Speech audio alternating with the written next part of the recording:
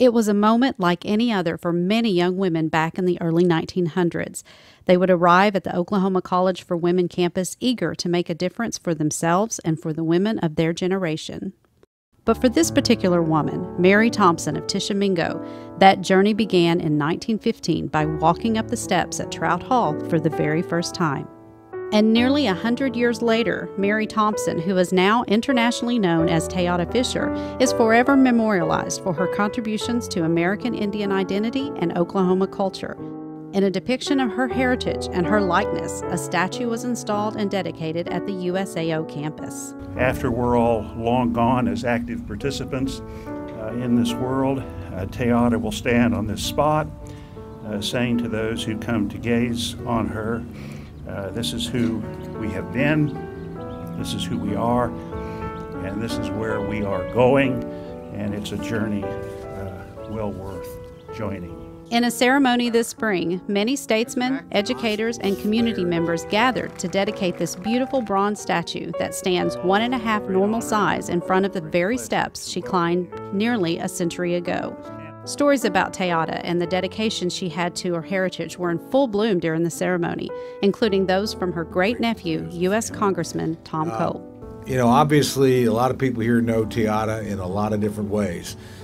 You knew her as a performer, or as an actress, or as a symbol of the Chickasaw Nation frankly, through a difficult transitional period for us. But to me and to my brother and to my family, she was just Aunt Thompson. Now, she was never just anything. Those of you who knew her know she was an incredibly regal and commanding authority. And she shaped everybody in the family. She was the keeper of all things Native American. Thompson was not just an actress. She was a vivid storyteller and was internationally known for her one-woman show that illustrated American Indian culture. She performed for President Franklin and Eleanor Roosevelt, King George VI, Queen Elizabeth, and many other royalty and heads of state. And in 1987, Thompson was named the first Oklahoma cultural treasure.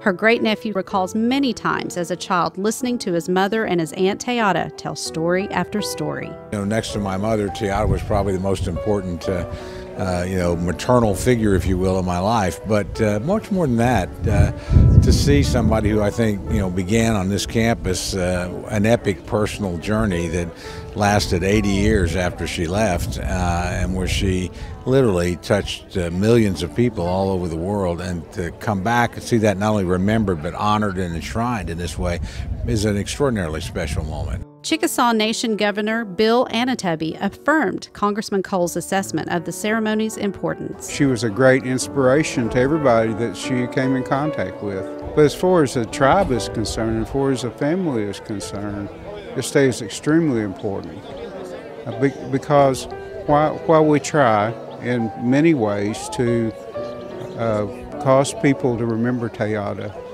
this is something very substantive.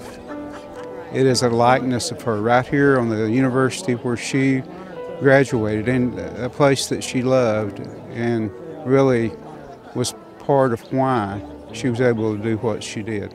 Bringing Thompson back to life briefly, actress Tana Takeshorse delivered a short scene from the play Thompson, which premiered in 2006 at USAO. To conclude the ceremony, Thompson's nephew and patriarch of the family, Gene Thompson, along with his son Harold, performed what's known as a smudging ceremony in which he circled the statue while offering up prayers.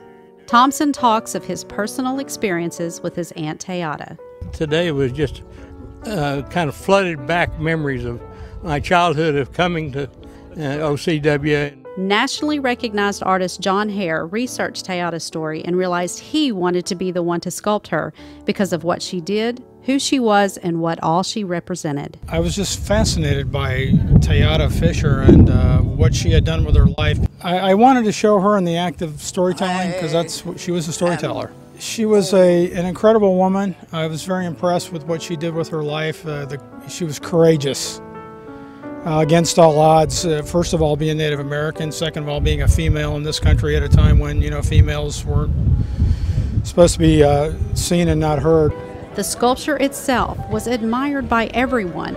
of not only its intricate detail and beauty, but also how well it represented Teoda's essence. Well, I think it gets her spirit. You know, it's very difficult to find any artist who can get the exact expression of another individual, and especially one that moved on constantly and always. So I think he did a good job of molding together her different spirits. It is a really wonderful representation of her. It's so true to who she was and so how she would have wanted to be represented. She stands in the heart of USAO, and she'll stand throughout time as we honor and remember Teoda Fisher, Oklahoma's cultural treasure.